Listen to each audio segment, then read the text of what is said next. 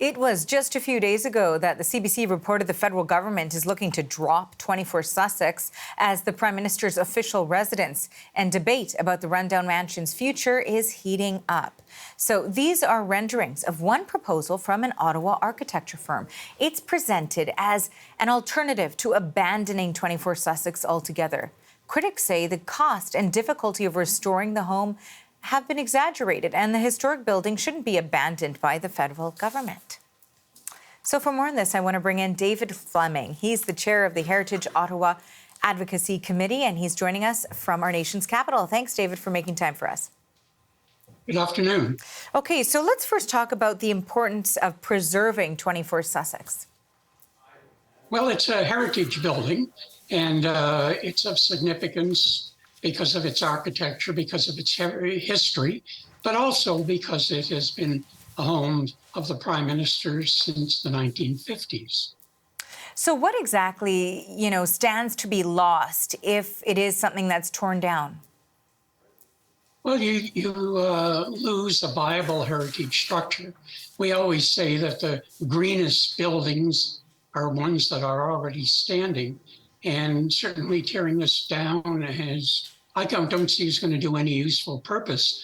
Ideally, it would be good to see it as a residence of the Prime Minister and his family.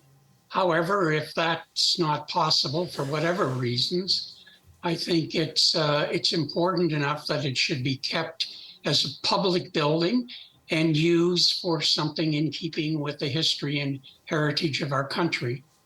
So what are some suggestions then to that end? We know we've heard from some security experts who say really, the 24 Sussex, the old building, the old infrastructure just doesn't have what it takes to meet current security standards, for example, when it comes to protecting the Prime Minister and his family. But if you're saying it should be preserved in some capacity, if not as the official residence, what are some other solutions or options for how it could be preserved as a specific building?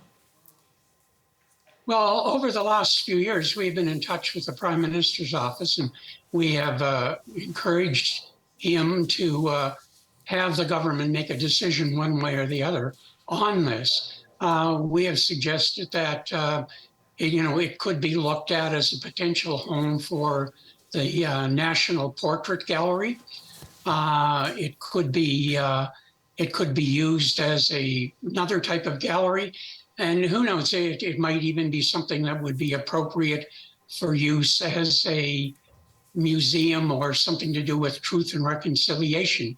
It is on the unceded Algonquin territory, and that might be appropriate as well. But I don't think, they have really looked into that because they've been too busy avoiding making a decision on whether it should be a Prime Minister's residence or not. Do you think that partisan politics have sort of played into stalling on a decision in this? Very much so. I think it has because, it's being considered as the house of the Prime Minister. It's not the Prime Minister's house. It belongs to the people of Canada, as does Stornoway, which is the official residence of the Leader of the Opposition, and Rideau Hall, which is the home of the Governor-General. Having residences for your political and heads of state is a cost of doing business as a country. And I think it's gotten muddied by making it look like prime ministers are wanting to fix this building up for their own personal gain. And I think that's unfortunate. And finally, David, what about the public? Because certainly one of the questions that arose here was, well, gosh, most of the general public is feeling this financial squeeze. There's a housing crisis. People can't have homes. And then, proposed astronomical costs in order to preserve or restore this Prime Minister's residence. So how do you square that? What do you say to people that are saying, well, this is so much taxpayer money that would go into this when we can't even afford homes?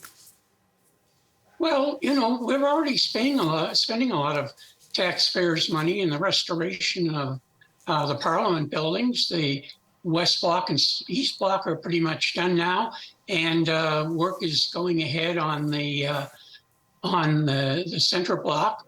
There's been restoration work being done on the buildings across the street within the parliamentary precinct. And these are part of our public buildings. This is something that we have to do as a country. And we also have to have a country that has an economy so people can afford rent and afford to eat.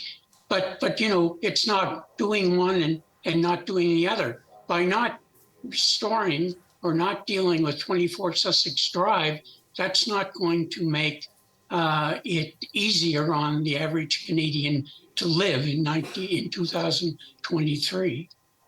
Okay, well, thank you for your thoughts on this today. That is David Flemming. He is the chair of the Heritage Ottawa Advocacy Committee. He joined us today from our nation's capital.